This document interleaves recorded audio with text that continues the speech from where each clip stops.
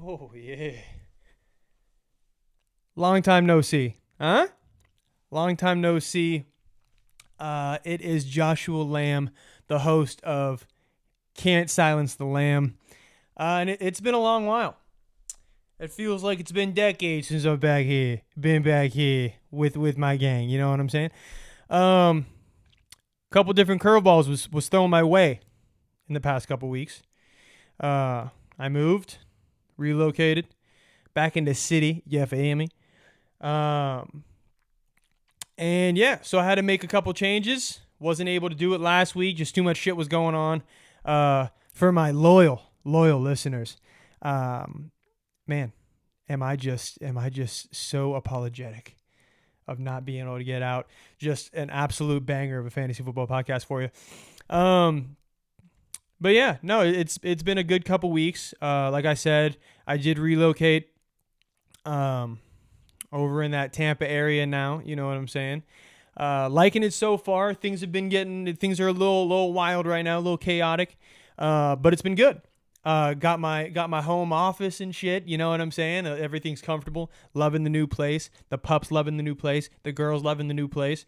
And I wanted to say a couple different things, a couple different changes that we have that has been affected with the podcast. The podcast has been changed, a couple different things. Of course, since I'm not in Orlando anymore, I had to figure out where I was going to put the podcast, where I was going to film the podcast, and I came to where I am now.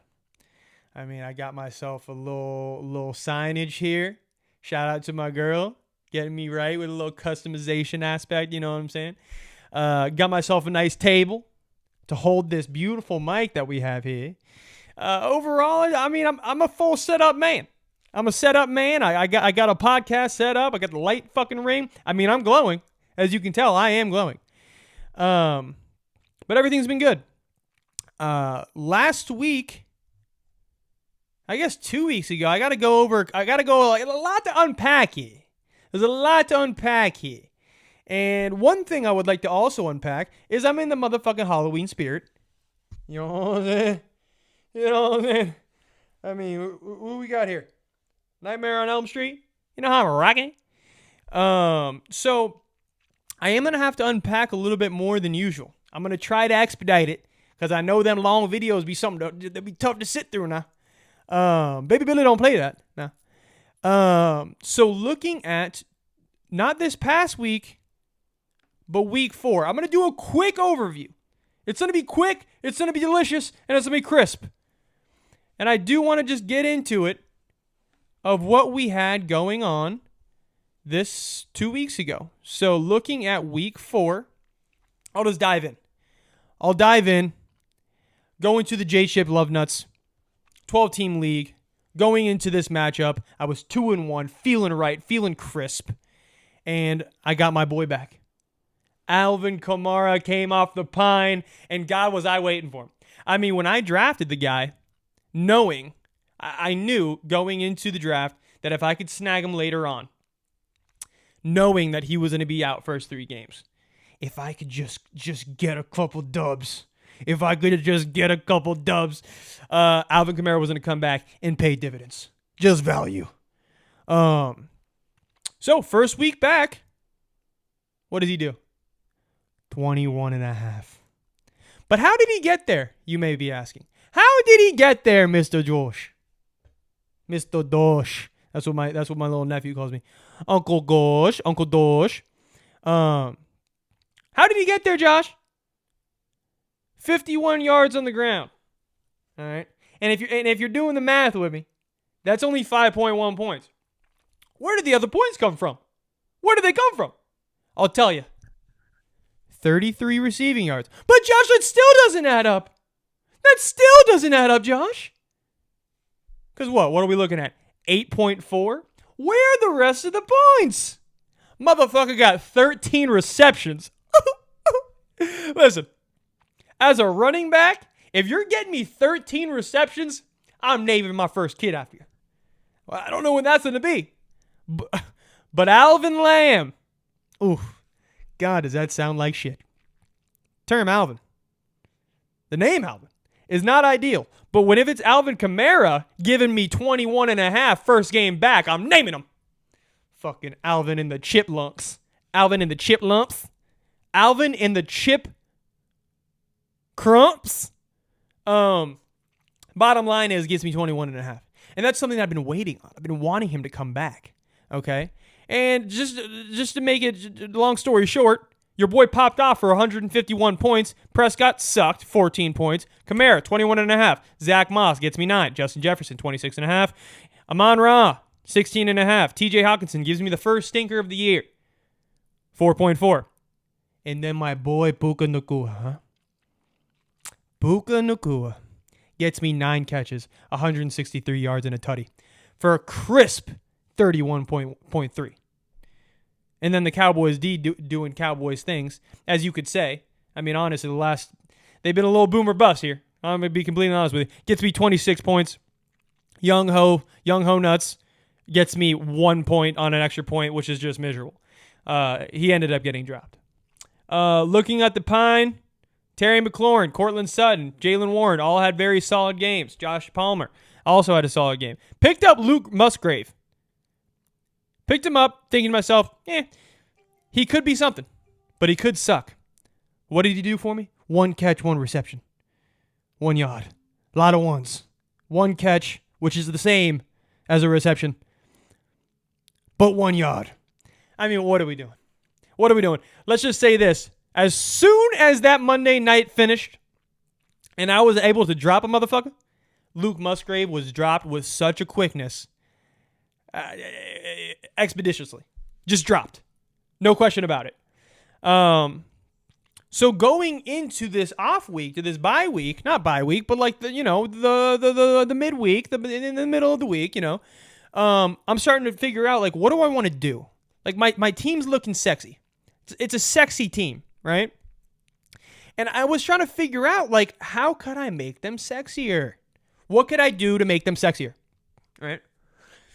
So what did I decide to do? I decided to talk trade. And that's something that I do as a man. Not saying that women can't talk trade also, but as a man myself, I talk trade.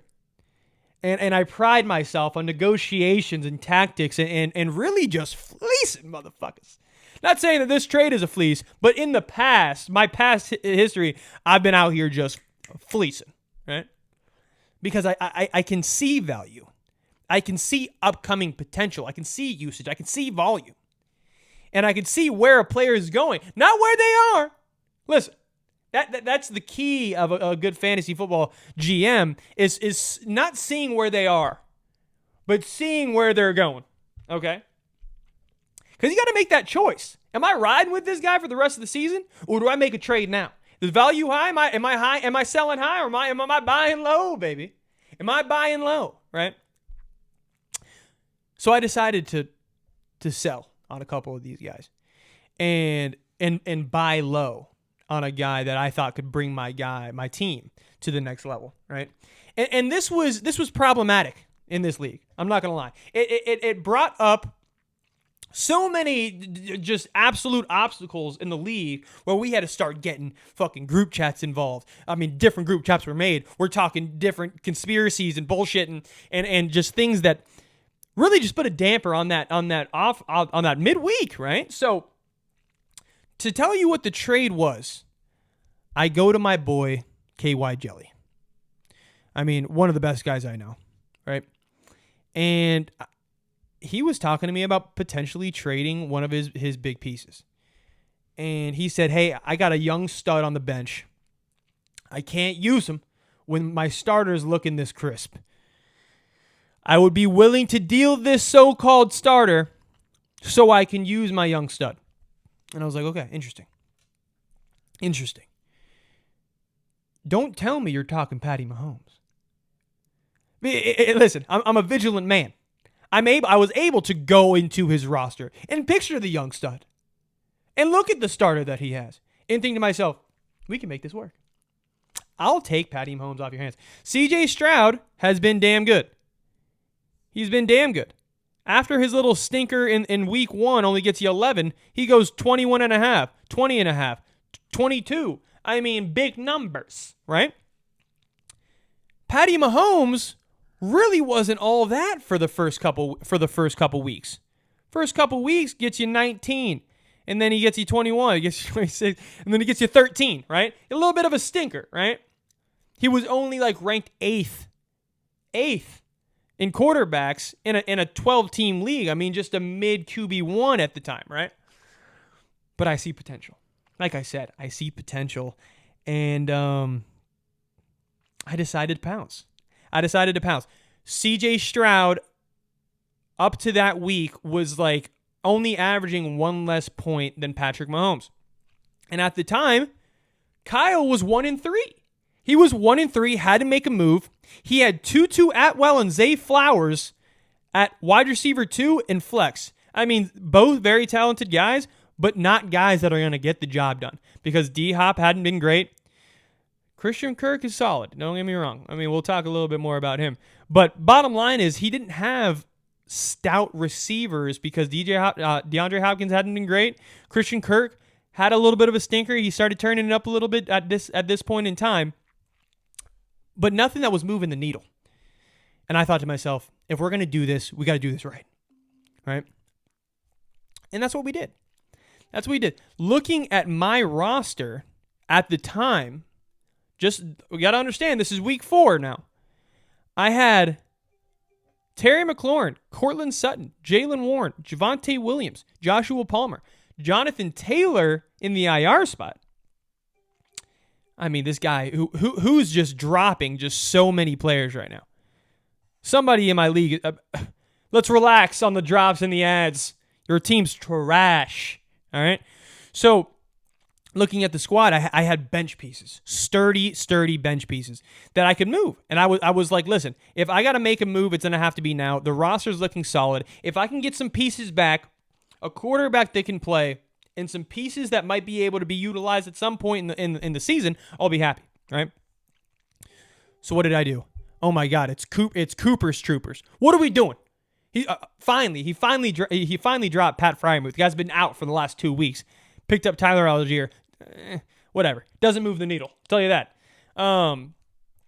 So looking at what I had to do, I noticed that Jelly was in a point in his season that he had to make a move.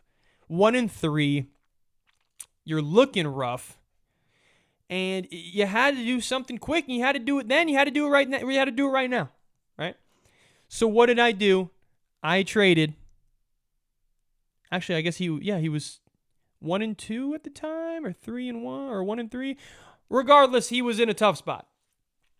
So I decided, let me package a couple studs. At the time, I ended up going with Terry McLaurin, Cortland Sutton. Where are you?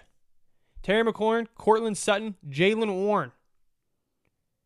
And I had the Ferguson kid from Dallas. Just ride my pine. All guys that were putting up good numbers, consistent numbers. Wide receiver 2, maybe a flex situation, a tight end that's usable. Putting up good numbers. So I decided to pair all 4 of those guys. 4 guys I'm dishing away. All guys that can maybe crack the starting lineup and will for Mr. Kyle. And in fact, I ended up getting Patrick Mahomes, Christian Kirk, and Sam Laporta. Listen, did I need Sam Laporta when I got TJ Hawkinson? Not necessarily. But I think a guy like Sam Laporta, when the tight ends are so hard to come by, when the kid is putting up what kind of numbers? He is currently number 1 tight end in the league right now. Yes, is he a little touchdown dependent on some of these numbers? 8.9, 11, then he pops off for 22.5, then just 9.6, and then he has 2 touchdowns last week, and he puts up 20. So, yes, is he a little bit touchdown dependent with some of his outlier games? Yes. Other than that one game where he had 8 catches for 84 yards and that tutty, that was consistent. But other than that, he's been a little touchdown dependent, but he gets good targets, good yards. So I decided, let throw him in there. Give me a little bit of spice. Drizzle a little bit of juice on top of that trade for me, huh? So looking at it, I end up getting Sam Laporta, Christian Kirk, and Patty Mahomes. Did I lose out on a ton of depth? I mean, Terry McLaurin, Cortland Sutton, Jaylen Warren. Love Jaylen Warren. I mean, the guy's a PPR guy, gets a ton of targets. And then Ferguson. I threw him in there just to sweeten the deal, sweeten the pot. And it got the job done. So looking into this past week, I walk into my week with some studs. Patrick Mahomes, Alvin Kamara, Justin Jefferson, Puka Nacua, TJ Hawkinson, Christian Kirk. I had to put Christian Kirk in the flex because Amon-Ra was out, which was unfortunate. Hopefully he comes back this week. But looking at that trade, it became an uproar. I mean, it brought an uproar to the league. And it just started making people just act just the integrity was out the window. It was out the window. And looking with what it was, I'll tell you what the trades were. After that trade happened, yes, the GM pushed it through. Everything was clean. People were talking about it in the group chat, and they were saying like, I don't know about it. And I was like, listen, you got to look at the situation. Look at the situation.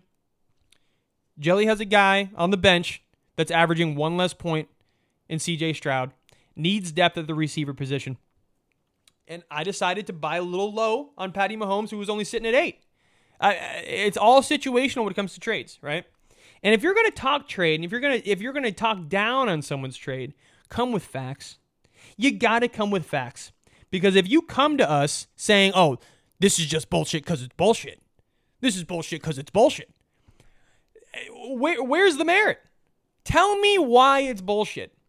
Look at both of our situations, look at both of our rosters, and tell me why it doesn't make sense. And for the people that know ball, and that's the key. You got to know ball. And it's one thing that I pride myself on is knowing ball. It's one thing that I can look at my buddy KY Jelly and look at him and I say, you know ball. You're making this trade, you know ball. Because understand, it's all about, you can't play two quarterbacks. So what are you doing with CJ Stroud on your bench? If you want to play him, you got to make a move. Get some depth. Get some guys that can run in that wide receiver 2 spot. Scary Terry's at, but Cortland Sutton's been great. Jaylen Warren is constantly taking more and more work from Najee Harris. You got to know ball. You got to know ball. And if you don't know ball, do not weigh in on my trades. Because I'm not out here just throwing bullshit around. Listen, am I going to try to win a trade? Of course. Am I going to always try to get a little bit better in return? Of course. Why else would you trade? You'll want to make your team better than where it was left off at before the trade. Of course, right? But that opened the floodgates. That trade opened the floodgates because some people that don't know ball, and I'm talking Dylan O'Toole, love him to death, doesn't know ball. He just doesn't know ball. I mean, is he the two-time champ, back-to-back champs in this league? Yeah, sure. I guess he knows a little ball. He's winning. He's one back-to-back. But in this situation, the kid did not know ball.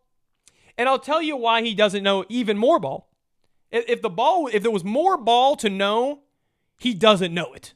Because what he does after that trade to just really put a damper on the fucking league. Oh, that son of a bitch. God, I love him. We get a notification.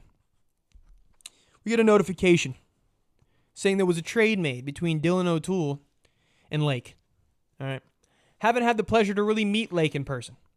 He's the one guy in this group that I haven't been around, right? But I hate to say it, the guy's team is awful. It's not. First off, and the team's not even really that awful. His team really wasn't even that awful. Looking at his squad, he's 0-5 now. You got to understand, he's 0-5 now. Looking at his squad, if we're looking at his squad without any injuries and shit, I believe, his team's still kind of cheeky. Najee Harris, Dalvin Cook, both hated those guys in the draft. I refuse to even look at them. Jalen Waddle hasn't been great. Chris Godwin's been Pat Freiermuth's been out. George Pickens has been I mean, he had Cooper Kupp on the IR. He finally came back. But, like, team little iffy, right? Little iffy, a bit of a little squad. I want to say he had, like, I could have sworn he had, like, Nick Chubb. If I remember correctly, I think he picked up Nick Chubb. If I remember correctly. Where are you, Nick Chubb? No, I don't think you did. I mean, I think his team was just kind of ass. Yeah. Yep. Yeah, I mean, his team was just kind of cheeks. But bottom line, I mean, I'm not going to get too far into it, but his team was kind of cheeks. He's 0-5 at the moment, or this was 0-3 or 0-4 at the moment. Regardless, he is looking at his squad, and I hit him up about Cooper Kupp. I was like, listen, what do I got to do for Mr. Cooper? I mean, the guy's still on IR. What can I do to get him? He's like, honestly, I haven't looked at the league since the draft. And I was like, oh, red flag. I don't want no collusion now. Okay? I want to make a trade that benefits the both of us. Of course, I want to win a little bit more. You know what I'm saying? But if I can give you a better squad in the end of this because of depth purposes, or because the draft just didn't necessarily go your way, I can do that. But don't just hand him over to me now. So what ends up happening? Little squirmy man, Mr. Big Dog, Dylan O'Toole, goes to Lake. And we get that notification. It says Dylan O'Toole makes a trade with Lake. Jalen Waddle. Okay. Jalen Waddle is who Dylan was going to be getting in return. Okay. Jalen Waddle was going to be on Dylan's team, right? And this is after already realizing that Lake he's hung up the fucking cleats for this season. So the season's toast for this guy, right? Later on, we did implement a little bit more harsher rules if you were colluding and just handing players away. But Dylan gets Jalen Waddle, and you couldn't even guess who he got him for. Who did he have to send back, right? That's always the question. Who did he have to send back to get Jalen Waddle, right? I could give you 1,000 tries, and you would never guess who it ended up being to get Jalen Waddle back, right? This guy's a top 20 receiver in the league, maybe even a little bit better. He's been a little boomer bust. Hasn't been great this year. I mean, he's averaging 12 points. He gets Brandon Cooks. He gives up Brandon Cooks for Jalen Waddle, and I'm like, whoa! Now, I mean, now we're just making a mockery of this league. You can't give up Brandon Cooks, who is averaging 4.2 points a game. He's had 2 catch, 4 catch, 1 catch. Most points he's put up this year is 6.7. And you're trying to tell me that you think you could get Jalen Waddle outright for Brandon Cooks? I mean, don't get me wrong. Maybe like 2-3 years ago. Maybe. Jalen Waddle's that boy. You know what I'm saying? And it opened up the floodgates. Now we're in the group chat. We're talking shit. We're like, what is this? This is crap. This is bullshit. And I'm like, listen, Kamish has to step in. I don't know what Avery was doing at this moment. He was probably lifting weights, getting jacked like he usually does. But now things are getting a little squirrely. We're in another group chat. Now we're making another group chat. We're talking about the guys that know ball. And we're talking, listen, this is just horseshit. Jalen Waddle for Brandon Cooks ain't going to slide now. It ain't going to slide now. But I was like, you know what? Let me add insult to injury here. Let me really fucking rally up the troops and put a damper on this mood. This was really just to troll a little bit. I was like, okay. If he's given up squads, if he's given up guys, what can I do to get Cooper Kupp? If he was giving up fucking Brandon Cooks or Jalen Waddle for Brandon Cooks, what can I do for Cooper Kupp? So I shot him over a little trade. Texted him. I said, hey, check your inbox. Check it now. Right? Next thing you know, I get accepted. He's like, you think that works? And I was like, I mean, you should know that it shouldn't work. You know damn well that doesn't work. But this is a situation where if you're going to be throwing away the squad, let me get a piece.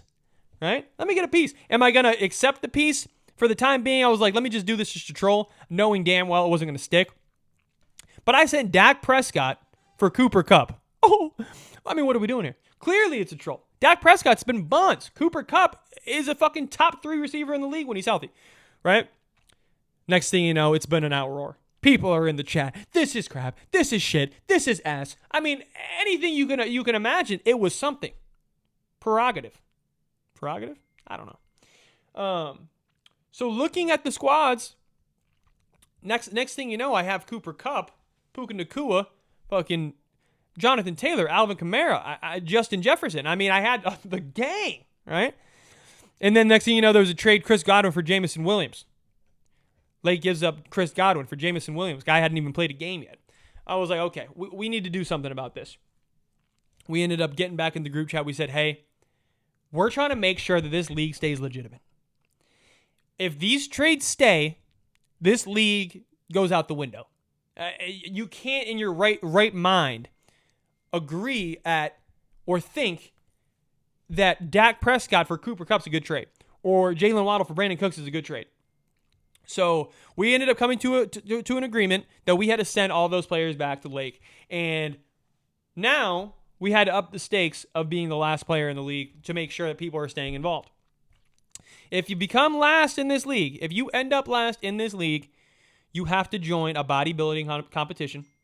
You have to join a bodybuilding competition, and you got to get up there in front of the boys, spray tan and all, and just absolutely get embarrassed.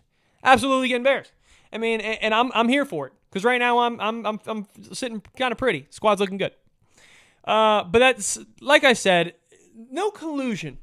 I mean, if you're going to join a league, take the league somewhat serious to the point where you're not selling. You're not selling out, and you're sending guys that they shouldn't be getting in return for little shit boys like Brandon Cooks.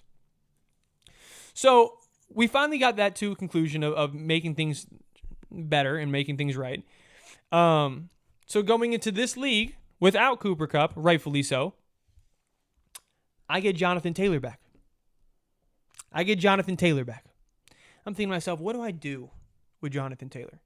If he's playing, he just got that massive contract. What do I do with him? What do I do? What do I do with a guy who is supposedly a top 3 back in the league sitting on my bench? Finally gets a fat contract. I got to start him, right? I can't not start a guy who just gets this fat contract. He hasn't really been injured. The guy's just been sitting out just because he didn't want to play for the Colts. Comes back, gets me 4.4. While I have Zach Moss on the pine for 33.5 points. I mean, don't get me wrong. Zach Moss has been great for the boy. He's been great for the boy. I didn't think he was going to get all the fucking analysts, all the experts. They were like, oh, listen, Jonathan Taylor, if he's playing, you got to play him. And I'm like, listen, you might be an expert, but I'm kind of an expert a little bit of something. Not really, but kind of. And I started him. And I'm not going to say it really was going to make much of a difference because the squad laid up a stinker. I mean, 96 points. Patty Mahomes gets me 19. Jonathan Taylor, 4.4. Alvin Kamara has another good game, 19 points. Justin Jefferson tweaks the hammy. Motherfucker's going on IR. Lost my fucking number 2 pick. Thank God this team's loaded, right? Justin Jefferson, 5.8. Puka Nacua, another solid game, 20.1. TJ Hawkinson gives me a little something, 10.1. Christian Kirk has me a solid game, 14.4. And I knew going against the 49ers offense, I didn't think the Cowboys were going to have a great day. I knew that San Fran's squad was a little too hefty for the Cowboys to keep up with. I thought they were going to get smacked around pretty good. But at the same time, I didn't have like another option. I didn't want to drop any of my guys on the bench for a defense. So I was like, I'm riding with them. I'm riding with them till the wheels fall off. I'm looking at the squad. Even after they put up -3 points, -3 points, they're still number 1 in the league right now with 14.5 a week on average. So I stuck with them. I end up getting smoked. I mean, Mr. Kilks goes ahead and puts up 158 points. He had Adam Thielen who popped, Calvin Ridley who popped, George Kittle who popped, Devon Achane who popped, Joe Burrow finally had a good game, popped. 49ers D put up 18. He put up 158 points. You live with it. I mean, 96 wasn't going to get me much anyways. He would have had to put up a stinker also for me to even get close to winning this game. Even with Zach Moss, I was still losing this game. Everybody on my bench, I probably still would have lost this game, even if they put up more numbers than the starters. So you take it on the chin. I was 2-1. No, I was 3-1 going into this week. And now I'm 3-2, heading into a week against my boy, fucking Josh Mazel, who has a pretty damn good squad. And we'll see how it goes. Right now, I'm projected one less point than he is, and that's without Justin Jefferson. The squad's stacked. I mean, without Justin J, and I'm still projected 127 points. That's solid. That's solid. And on top of that, we got guys coming back. I got Jeff Wilson on the pine. Sam Laporta's looking good. I mean, Javonte Williams is about to be fucking back and doing his thing, hopefully. So I'm feeling pretty good about this gang. Let's move on to the next, the 10-team league. 3-2 in this league also. Looking at the week that we missed. How'd I do? How'd I do in the week that we missed? I think I did pretty solid, I think I did pretty solid. Week 4. How do we do? Oh, I laid up another stinky. This was like the first legitimate stinker of my season, really. Going into it, I was 3-1. Or no. I was 2-1. Going into it, I was 2-1. And I go ahead and I put up 78 points. Russell Wilson gives me 22. Ramondre Stevenson. Don't be sleeping on Russell Wilson now. The boy's been popping, okay? The guy is currently number 8 on the season for quarterback, so I'm going to have to ride with him. Ramondre Stevenson has been garbanzo. 9.1 points a fucking week. Alexander Madison gets me fucking 10 points. Tyreek Hill gives me a stinker. 3 catches, 58 yards, 10 points. Chris Olave. This is the week that Alvin Kamara goes out there and gives me 13 receptions. So I get it. I mean, Alvin Kamara comes back, takes all of his targets. Unfortunate, gets me 1.4. Absolute stinker of a week. TJ Hawkinson, 4.4. That was his first stinker also. Garrett Wilson actually plays substantially well. 9 catches, 60 yards, 15 points. 78 points. 78 points. Fucking, then we got Peanut. Oh, this is with Nico Collins on the pine. Not ideal, but like I said, I still wasn't going to win. The guy puts up 143 points. Josh Jacobs snaps. Justin Jefferson pops off on me. Mark Andrews, Alvin Kamara. I was playing a sturdy amount of guys in this league that I have in other leagues. Not as sturdy. Alvin Kamara and Justin Jefferson are 2 of my main guys in one other league. So it definitely was hurting on both ends. Last week, I go against my boy, Blake Duckworth. Going against my boy, Blake Duckworth, and the guy starts off hot. 3 guys he has in the fucking Jaguar slate against the Billiards, right? I mean, this is the 9:30 game. I wake up smelling football in the air, right? And I like those early morning games. It gives you a little something to do in the morning. Usually it's kind of just chilling out until you get to those 1 o'clocks. That 9:30 game, it's like, ooh, you wake up and you're feeling juicy, right? How juicy can you feel when Travis Etienne goes ahead and puts up 36.5 points on you? Christian Kirk, I have him in another league, he puts up 14.5, that's solid. Gabe Davis, 6 catches, 100 yards and a tutty. What are you going to do, right? They all outperformed their projected. Travis Etienne by 20 puts up an extra 20 points, right? Usually in those primetime games, when it's like the only game going on, it's like you can count on a couple stinkers. You know, those primetime games, they're usually a little low scoring. I mean, 25-20, I'm not saying it's a super high scoring game, but the game script. It all comes down to game script. If you have a running back that is on the winning team where they're just going to be giving the rock to him just to kill clock, it's beautiful, right? And that's what happened. Travis Etienne, the Jags were up, and they're just feeding him. And he's getting chunk yardage on the other side of the ball. Gabe Davis, the Bills are down. They're throwing it like a son of a bitch. 6 catches, 100 yards and a tutty. I mean, the game script was perfectly aligned to what he needed at that very moment, right? So he jumps up projected quick. He's projected like 150-something points, 160 points. And I was like, oh, it's going to be a tough week. Next thing you know, my boy Blake, he's chatting in the group chat. Boy's chatting in the group chat, right? And I was like, ooh, I would love to come back on your bitch ass, right? That's what I was thinking. I start off hot.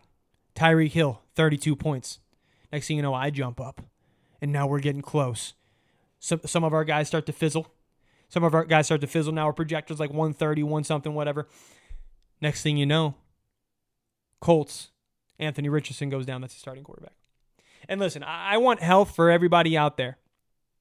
But I can't lie to you.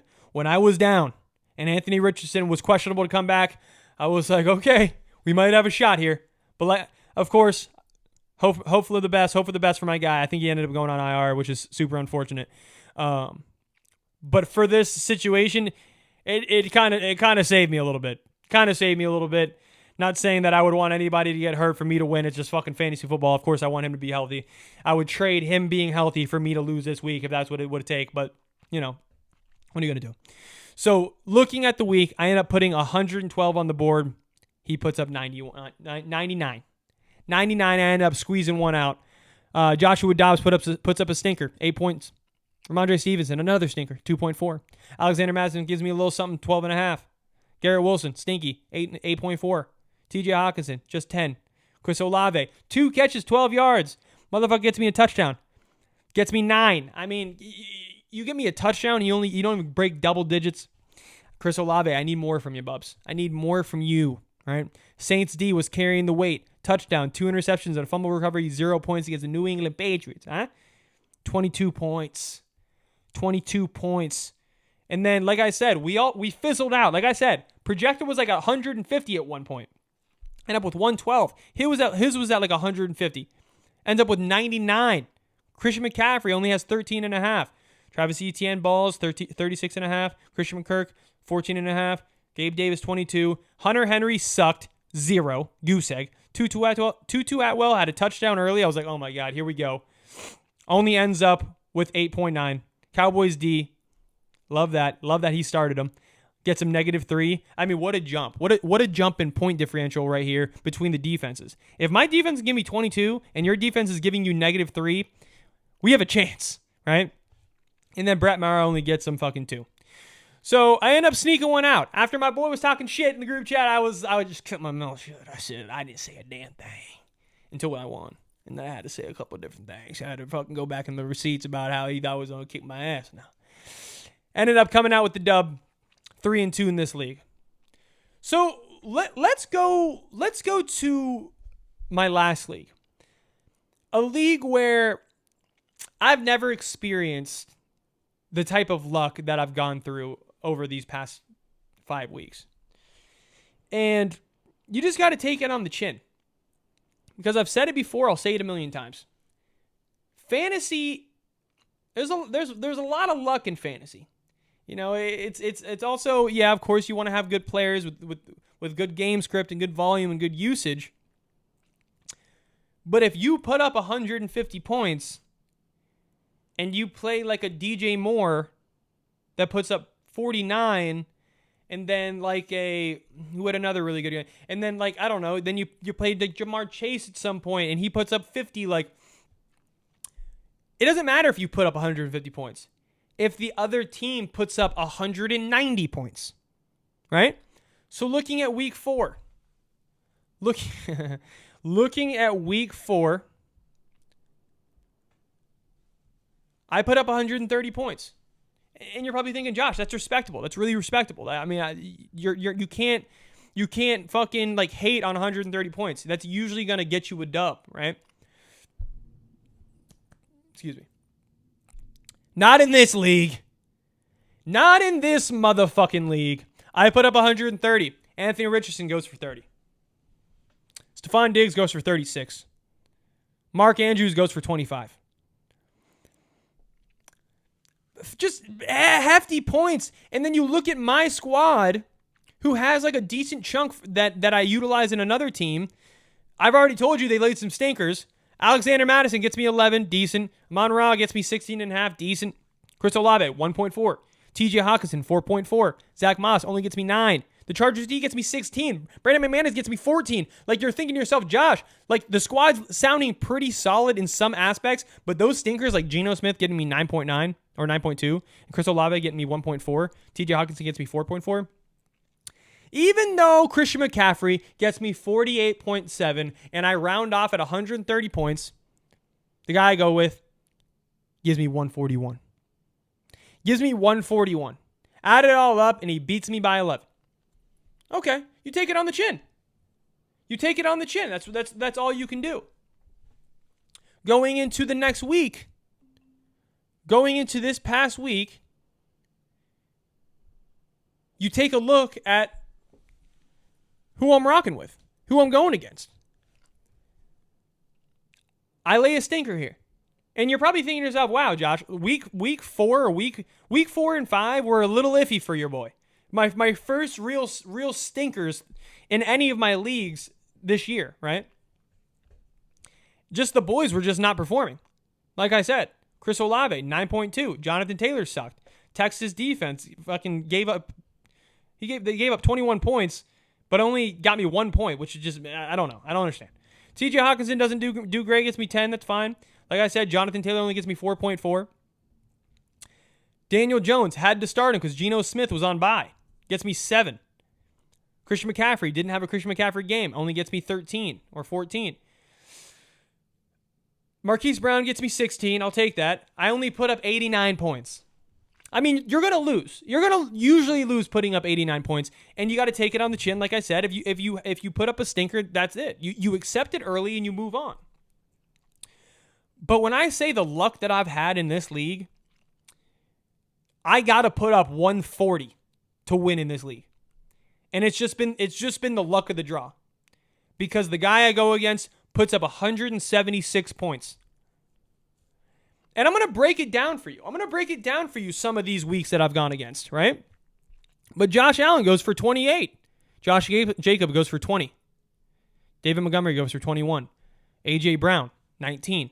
DJ Moore, 49. He had Hunter Henry. They gave him 0, and he still put up 176 points. Devon Achane, 21.5. I'm 1-4 in this, bro. Listen. I'm 1-4 in this league, fighting for my life. Fighting for my life. I just do me a favor. Do me a favor and listen to what kind of points that have been putting up against me in this fucking league. Understand. First week, feeling good. I won it. I won my first week. I'm 1-0 and I'm feeling juicy, right? Put up 125. I was fine with it, right? Got the dub. Second week, he puts up 159 points up against me. Third week, 197 points up against me. Fourth week, 141. Fifth week, 176. I ain't never seen luck this fucking terrible. Listen to the discrepancies, the distance between other members of my league when it comes to points against. 541, 649, 557, 584, 563, 539, 525, 596, 568, 542, 598. So I need you to understand, there's only one other team in this league that has even cracked 600 points scored against them. Oh my God. I ain't never. I've had 788 points scored against me this season. What are you supposed to say about that? Bro, I've been outscored points against other 10, 11 members in my league. The next closest guy, I've gotten more points scored against me by 140 points.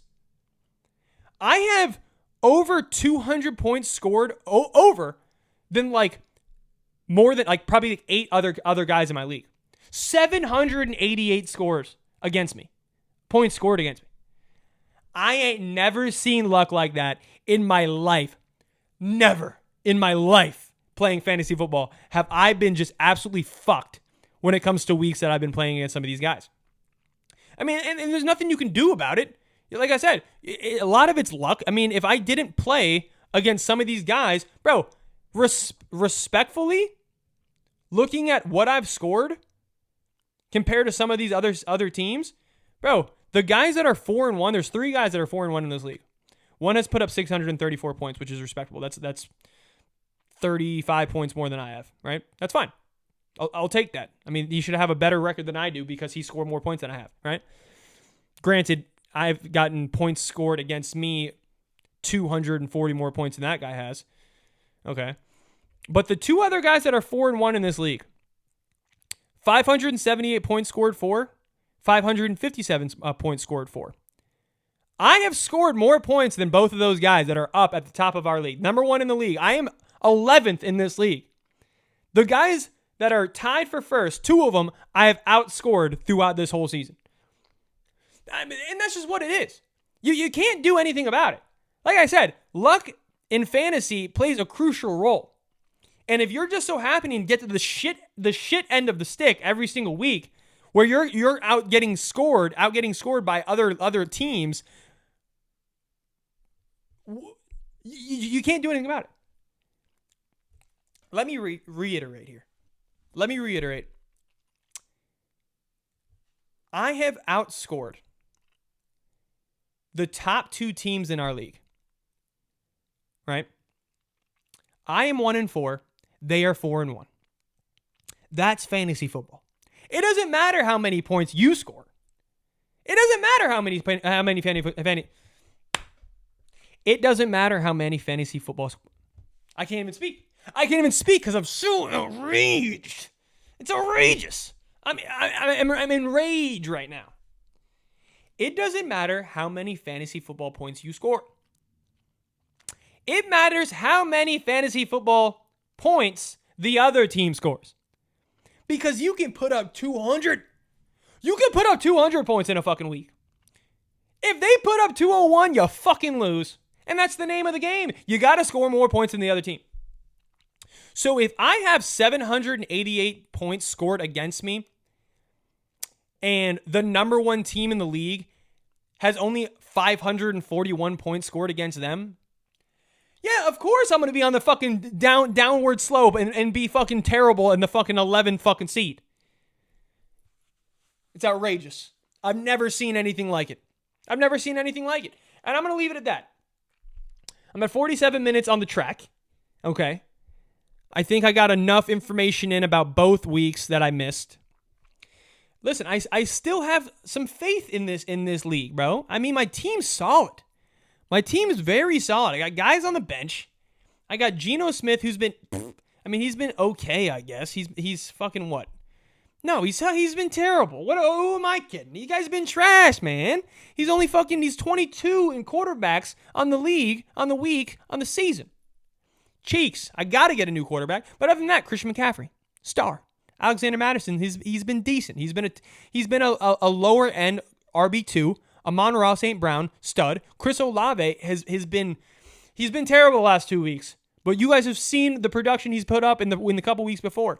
TJ Hawkinson, he's the number 3 tight end in the league. I just get Jonathan Taylor back. Hopefully he comes back to form, right? I got Deontay Johnson coming off IR. Marquise Brown is a top 12 receiver this year.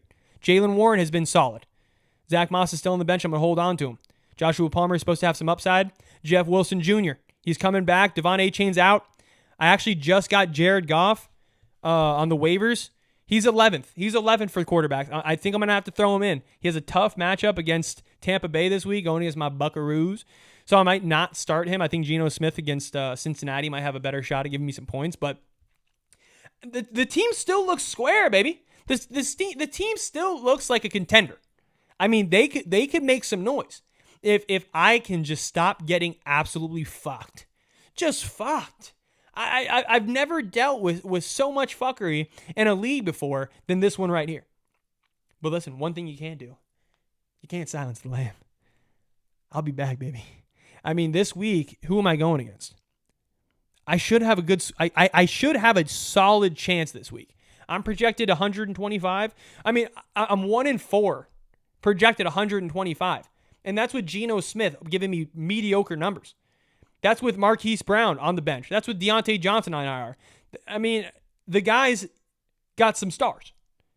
Jonathan Taylor still hasn't gotten up to his full projected. So I should be going in here having a solid chance at getting a dub. I think I could, if I can sneak one away here and go 2-4 and crawl my way back into the playoff picture, we might have something.